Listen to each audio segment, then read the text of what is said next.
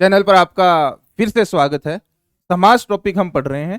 समास में हमने देखा कि दो शब्दों का परस्पर मेल होता है और संक्षिप्तता आती है, वहां पर आपके क्या होता है, समास होता है। एक से अधिक शब्दों को हम समास के माध्यम से एक ही शब्द में परिवर्तित करते हैं। फिर हमने देखा कि समास को मुख्य तौर पर चार भागों में बांटा गया है। सामासिक शब्द में कौन सा पद प्रधान है, इस आधार पर समास को चार भागों में बांटा गया है। जैसे कि ये आपके सामने उदाहरण, तो हवन यहां पर पहला पद हो गया, जो बाद में आता है वो द्वितीय पद हो गया, ये उत्तर पद हो गया, ये पूर्व पद हो गया और ये आपके उत्तर पद हो गया। तो इनमें से कौन सा पद प्रधान है? जैसे कि आप देखेंगे कि अगर पहला पद प्रधान है तो वहां पर क्या होगा, अव्ययी भाव समास होगा। दूसरा पद प्रधान हो तो वहां पर क्या होगा, तत्पुरुष समास होगा। कर्मधारय व द्विगु समास भी इसमें आते हैं।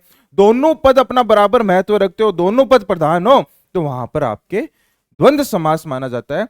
और चौथा प्रकार है जहां पर कोई अन्य ही पद प्रधान हो, जहां पर कोई अन्य ही पद प्रधान हो, जैसे कि दशानन। दशानन में आप देख रहे हैं प्रथम पद दस है, दूसरा पद आनंद है। दस है आनंद जिसके, लेकिन इसका अर्थ क्या होता है, किस अर्थ में प्रयुक्त होता है? ये रावण को दशानन कहा जाता है। तो कोई अन्य ही अर्थ निकल के आ रहा है, कोई अन्य ही पद प्रधान हो रहा है, तो वहां पर आपके क्या होगा, वहां पर आपके बहुव्रीहि समास होगा। तो आज हम बहुव्रीहि समास के बारे में पढ़ेंगे। ध्यान से देखना, आपको पूरा वीडियो देखना है, कुछ भी यहां से आपके हम छोड़ने नहीं देंगे, हर चीज यहां पर कवर करेंगे। हम इससे भी उदाहरण देखेंगे जहां पर एक से अधिक समास की संभावना होती है, तो वहां पर आपको बहुव्रीहि समास करना है या फिर दूसरा समास करना है, हर एक तथ्य पे बात करेंगे। बहुव्रीहि समास कोई भी पद प्रधान नहीं होता है। यहां पर हमने देखा कि जो सामासिक शब्द है वहां पर कोई भी पद प्रधान नहीं होगा, कोई अन्य ही पद प्रधान होगा। सामासिक शब्द में प्रथम पद होता है, द्वितीय पद होता है, ये दोनों पद प्रधान नहीं होंगे, इसके अलावा कोई अन्य पद प्रधान होगा। दस आनंद में हमने देखा दस आनंद प्रथम पद द्वितीय पद, लेकिन दोनों ही पद प्रधान नहीं है, कोई अन्य पद प्रधान है, उसका अर्थ रावण निकल के आ रहा है, कोई अन्य अर्थ निकल के आ रहा है, तो वहां पर आपके बहुव्रीहि समास होगा। इसमें किसी अन्य अर्थ की प्रधानता रहती है। इस समास के अधिकांश उदाहरण पौराणिक होते हैं, ज्यादातर हमारे देवी देवताओं के उदाहरण होते हैं जहां पर उन्हें किसी विशेष उपाधि से पुकारा जाता है। जैसे कि पंचानन क्या है, वह जिनके पंचानन है, पंचमुख है, पांच मुख है, कौन होते हैं, शिव जी होते हैं। दशानन क्या है, वह जिसके दस आनन है, दस आनन का कौन होता है, रावण होता है। तो यहां पर अन्य अर्थ निकल के आ रहा है, अन्य पद प्रधान है, वहां पर आपके बहुव्रीहि समास होगा। लंबोदर, वह जिनका लंबा उदर है, श्री गणेश। ये हो गए आपके बहुव्रीहि समास के उदाहरण। अब आपको देखना है इनका सामासिक विग्रह कैसे करें। सामासिक विग्रह करने के लिए आपको ये पैटर्न सीखना होगा। अब देखिए किस तरह से किया जा रहा है, इसको इसी पैटर्न में करना है, वह से स्टार्ट करना है आपको। जैसे कि लंबोदर गणेश जी को कहते हैं, तो वह लगाकर आप इसका अर्थ परिभाषित कीजिए, वह जिनका लंबा उदर है। दशानन, वह जिसके दस आनन है। इस तरह से इनका समास विग्रह करना है। अब कुछ अलग तरह के उदाहरण देख लेते हैं। जैसे कि चतुर्भुज, वह जिनके चार भुजाएं हैं, ये तो सेम हो गया, भगवान विष्णु जी हो गया। चौकन्ना, अब ये पौराणिक देवी देवताओं के उदाहरण तो आप समझ जाएंगे, दशानन, लंबोदर, पीतांबर, चतुर्भुज। लेकिन इस तरह का कोई शब्द आ गया, जैसे कि चौकन्ना शब्द आ गया, तो चार कान वाला चौकन्ना होता है, लेकिन इसको हम किस अर्थ में प्रयुक्त करते हैं? जो सजग होता है, जो सचेत होता है, उसी को चौकन्ना कहते हैं।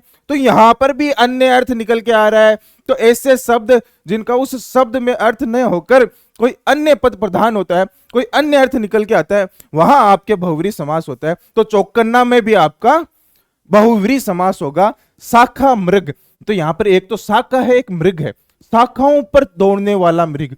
जो शाखाओं पर दौड़ने वाला मृग है, तो न तो शाखा न मृग, दोनों ही पद प्रधान नहीं। यहां पर शाखाओं पर दौड़ने वाला मृग किसे कहते हैं? बंदर को यहां पर शाखा मृग कहते हैं, शाखाओं पर दौड़ने वाला मृग। यहां पर बंदर होता है, तो यहां पर न तो शाखा से शब्द को परिभाषित किया जा रहा है, न मृग से परिभाषित किया जाता है। यहां पर एक अन्य ही अर्थ निकल के आ रहा है, बंदर को शाखा मृग कहते हैं। तो जहां पर सामासिक शब्द के जो दो शब्द होते हैं, वह उस सामासिक पद को परिभाषित नहीं करके कोई अन्य ही अर्थ निकल के आ रहा हो, वहां आपके क्या होगा, वहां आपके बहुव्रीहि समास होगा। अब कुछ उदाहरण देख लेते हैं जहां पर कंफ्यूजन रहता है। एग्जाम में कुछ शब्द आ जाते हैं, उन शब्दों में एक से अधिक समास की संभावना होती है। ऐसी स्थिति में हमें क्या करना है, कुछ विशेष उदाहरण से समझते हैं। जैसे कि पहला उदाहरण आपके पास है पीतांबर। अब मान लीजिए क्वेश्चन आ गया, पीतांबर में कौन सा समास है, और वहां पर आपके ऑप्शन में बहुव्रीहि समास भी आ गया और कर्मधारय समास भी आ गया, तो वहां पर आपको कौन सा समास करना होगा? सबसे पहले समझे कि इसमें दो समास कैसे होंगे। तो पीतांबर शब्द किनके लिए कहा जाता है? वह जिनके पीत अंबर है, भगवान श्री कृष्ण को पीतांबर कहा जाता है। वह जिनके पीत अंबर है, अंबर अर्थात वस्त्र है, वह क्या होते हैं? पीतांबर होते हैं। तो यहां पर भगवान श्री कृष्ण अन्य अर्थ में प्रकट हो रहे हैं, अन्य अर्थ निकल के आ रहा है, दोनों पदों के अतिरिक्त कोई दूसरा ही पद प्रधान हो रहा है, तो यहां पे बहुव्रीहि समास होगा। अब अगर इसका शाब्दिक अर्थ ही ले, पीतांबर का क्या अर्थ होता है? पीत है जो अंबर, पीले है जो वस्त्र, वह पीतांबर होता है। तो यहां पर केवल इनका शाब्दिक अर्थ ले, अन्य अर्थ ना माने, तो यहां पर कौन सा समास हो गया? यहां पर आप देखेंगे विशेषण विशेष्य का भाव आ रहा है, वहां पर मैंने समझाया कौन सा समास होगा? कर्मधारय समास होगा। एक विशेषण है जो एक विशेष्य की विशेषता बता रहा है, पीला है जो वस्त्र, पीत है जो अंबर, पीतांबर हो गया। तो यहां पर आपकी क्या हो गया? कर्मधारय समास हो गया। तो पीतांबर में बहुव्रीहि समास भी है, कर्मधारय समास भी है। ऐसी परिस्थिति जहां पर कोई अन्य समास भी हो और बहुव्रीहि समास भी हो और एग्जाम में आपके क्वेश्चन में दोनों ऑप्शन आ जाए, तो वहां पर आपको ध्यान रखना है, आपको वहां पर बहुव्रीहि समास करना है, बहुव्रीहि समास ही वहां पर प्रधान होगा। तो अगर इस तरह के उदाहरण आ जाए, जैसे कि अगला उदाहरण है षडानन, तो वह जिसके सट आनन है, 6 मुख है, कौन होते हैं? कार्तिकेय होते हैं। तो कौन सा समास हो गया? बहुव्रीहि समास हो गया। अब इसका शाब्दिक अर्थ ही लेंगे आप। षडानन का क्या अर्थ होता है? सट आननों का समार, सट मुख का समार षडानन होता है। तो यहां पर आप देखेंगे क्या होगा? प्रथम पद संख्यावाची समूह का बोध करा रहा है, तो कौन सा समास होगा? द्विगु समास होगा। अब मान लीजिए आपके क्वेश्चन आ गया और क्वेश्चन में पूछा षडानन में कौन सा समास है, और आपके ऑप्शन दे दिए अव्ययी भाव समास, तत्पुरुष समास, द्वंद्व समास और द्विगु समास। तो कौन सा करके आओगे बताओ? तब आप करके आओगे यहां पे द्विगु समास। लेकिन यही क्वेश्चन आपके आ गया और वहां पर ऑप्शन देख दिया कर्मधारय समास, द्विगु समास, द्वंद्व समास और बहुव्रीहि समास, तब आप कौन सा ऑप्शन करके आओगे? तब आप बहुव्रीहि समास का ऑप्शन सही करके आएंगे। मुख्य तौर पर इसमें देखा जाएगा तो बहुव्रीहि समास ही होगा, लेकिन ये ऑप्शन में नहीं होते हैं, तो इनके शाब्दिक अर्थ के अनुसार हमें समास करना है। नेक्स्ट एग्जांपल से और समझते हैं। तिरंगा का क्या अर्थ होता है? 3 रंगों वाला।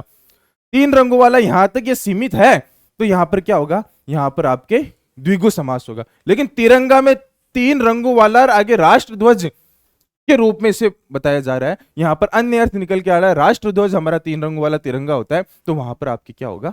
वहां पर आपके बहुव्रीहि समास होगा। और अगर केवल शाब्दिक अर्थ पे जाएंगे तो वहां पर आपके द्विगु समास हो गया। ऐसे नीलकंठ, नीला है जो कंठ, केवल यहां तक अर्थ ले रहे हैं अपन, नीला है जो कंठ, नीलकंठ, तो कौन सा होगा? विशेषण विशेष्य का संबंध है, कर्मधारय समास होगा। और नीलकंठ का अगर आप अर्थ ले रहे हैं वह जिनका कंठ नीला है भगवान शिव, तो वहां पर आपके क्या होगा? वहां पर आपके बहुव्रीहि समास होगा। कोई अन्य पद प्रधान हो रहा है तो बहुव्रीहि समास होगा, और उस सामासिक शब्द के अनुसार ही अपन अर्थ निकाल रहे हैं, तो वहां पर वो पर्टिकुलर समास होगा। अगर यहां पर अपन पीत है जो अंबर, केवल यहां तक ही अर्थ निकाला है, तो यहां पर कर्मधारय समास है। षडानन में द्विगु समास है।